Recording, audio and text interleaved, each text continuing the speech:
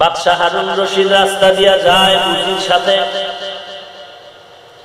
রাস্তার কিনারায় তাকায় দেখে এক বৃদ্ধ মানুষ জমিনের মধ্যে ফলের গাছ লাগায়। বাদশাহ দেখে বলেন, বুড়া ভাই, তুমি যে কষ্ট করে রোদ্রের মধ্যে ঘাম ফালায়া গাছ লাগাও, এই গাছের ফল খেতে পারবে নাকি? বলে, কসম আল্লাহর, না না। তাহলে তুমি কষ্ট কেন করো? বুড়া মানুষ, মুরব্বীদের দাম কত, এদের মেধা অনেক দামি মেধা। এই পাশ দিয়ে পাশের গোষ্ঠী ভালো করে শুনে রাখ, পাশ দিয়ে পাশ করেছো, এখন মুরব্বী মূর্খ মনে করিয়া কোনো কথা বলতে চাও না। আজীবন কথাটা স্মরণাত করে পাথরে খোদাই করে লিখে রাখ, শিক্ষাগত যোগ্যতার চেয়ে অভিজ্ঞতার অনেক মূল্য। তুই যোগ্যতা অর্জন করেছো, তোর ডিগ্রির অভাব নাই। ইঞ্জিনিয়ার, সাংবাদিক, কলামিস্ট, কত ডিগ্রি তুই নিয়েছো, তোর এই ডিগ্রির যোগ্যতা তোর বাবার সামনে দুর্বল। যদিও তোর বাবার শিক্ষাগত যোগ্যতা নাই, তবে তার বয়সের অভিজ্ঞতার সামনে তুই হার মানতে বাধ্য। এজন্য মুরব্বীদেরকে লাথি মেয়ে তারায় দিস না রে ভাই। যারা মুরব্বী লাগে না বলে তাদের ধ্বংস অনিবার্য। আখিরাতের লাইনে বলো আর দুনিয়ার লাইনে বলো। এরে নবীর উম্মতের দল, বৃদ্ধ লোকটা জবাব দিয়ে কয়, বাদশাহ, আমি এই গাছের ফল খেতে পারবো না। আপনি বলার আগে আমিও জানি, তারপরও কেন কষ্ট করি জানেন? কষ্ট করার পেছনে কারণ হলো, আগের দিনের মানুষে গাছ লাগাইছে, ফল খাইছে আমরা, আর আমরা লাগায় যাব, ফল খাইবে আমার সন্তানেরা। কথাটা বাস্তব না অবাস্তব? বাদশাহ হারুন রশিদ খুশি হইয়া তারে 1000 টাকা পুরস্কার দিল। বুড়া লোকটা কেমন বুদ্ধিমান, কেমন মাথাওয়ালা, ডাক দিয়া কয়, বাদশাহ, আল্লাহর শুকর, দুনিয়ার মানুষ গাছ লাগাইয়া ফল পায় 1 বছর পর, আমি পাইলাম না গো। বাদশাহ হারুন রশিদ খুশি হয়ে আরো 1000 টাকা দিল। বুড়ায় ডাক দিয়া কয়, মানুষের গাছ লাগায় ফল পায় বছরে 1 বার, আমি জাগায় পাইলাম 2 বার। বাদশাহ হারুন রশিদ আরো 1000 দিলেন। উজিরে কয়, তাড়াতাড়ি ভাগো। বাদশাহ তাড়াতাড়ি ভাগো, না হয় বুড়ার বুদ্ধির কাছে ফকির হওয়া লাগবে। এরে নবীর উম্মতের দল, বাদশার সাথে যদি তোমার লাইনটা ক্লিয়ার করে নিতে পারো, কোনো ভয় নাই। মাপ দিয়া তোমার রেশন নেওয়া লাগবে না, যা চাইবা তুমি তাই পাইবা।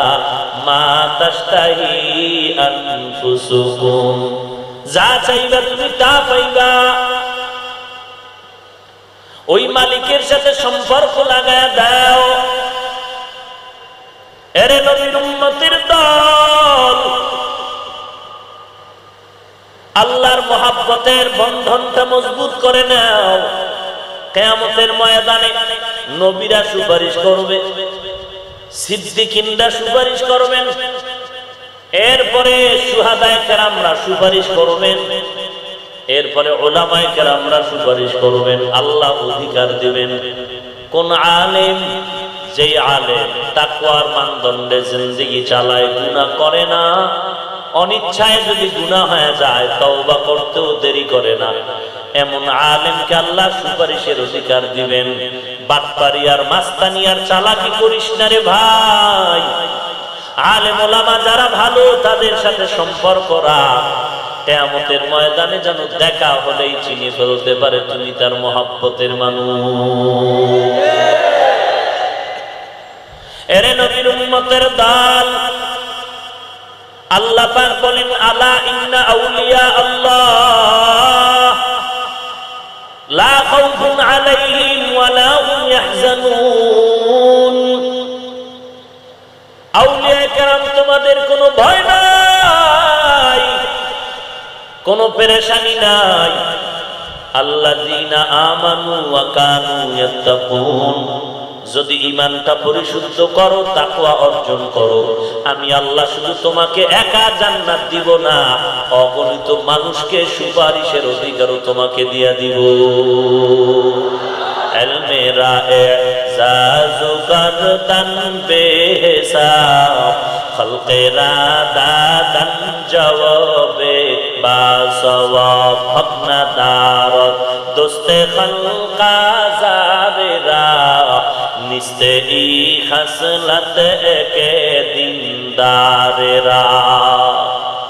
আল্লাহর দরবারে দাঁড়ানোর ভয়ে গুনাহ থেকে জীবনটারে বাঁচাও। বলে আমি বাঁচানোর জন্য চেষ্টা করি কিন্তু পারি না।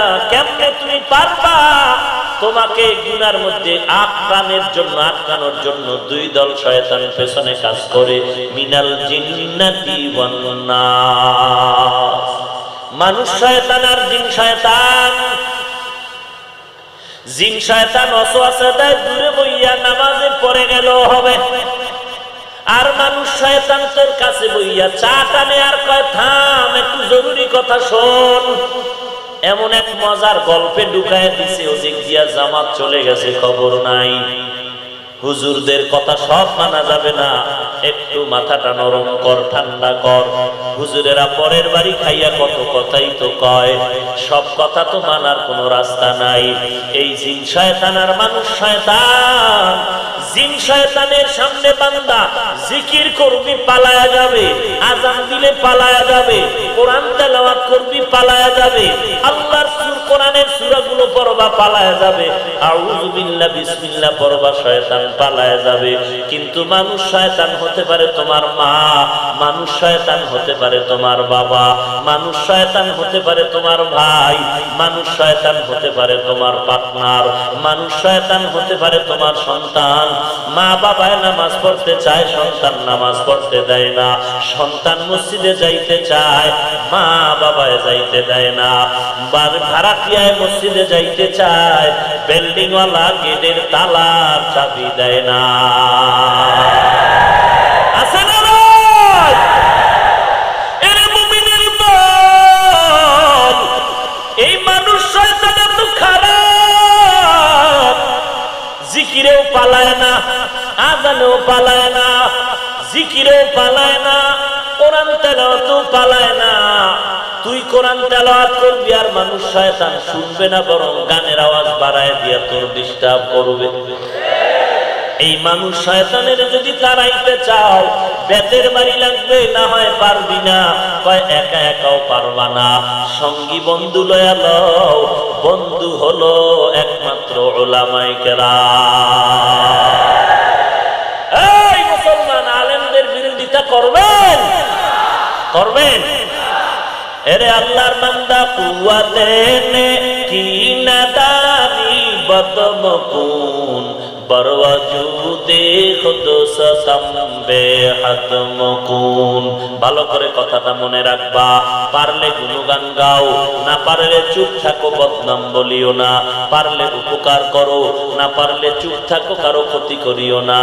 পারলে বান্দা তুমি বান্দার উপকার করো, না পারলে চুপ থাকো, কিন্তু বিরোধিতা করিও না। পারলে সহযোগিতা করো, না পারলে চুপ থাকো, কিন্তু তার ক্ষতি সাধন করিও না। পারলে ভালো কথা বলে গুণগান করো, না পারলে চুপ থাকো, কোনো কথা দিয়া বদনাম করিও না। আলেম ওলামাদের বিরোধিতা করিস না, কপাল পড়তে 1 সেকেন্ড সময় লাগবে না। আলেম মানতে পারো না তো আলেমের পেছনে নামাজ পড়ো, জানাজা পড়ো। এরে আল্লাহর গোলাম, ওলামায়ে হযরত তারা নবীর ওয়ারিস। ফাকিহুন ওয়াহিদুন আশাদ্দু আলা শাইতানি মিন আলফি আলিম।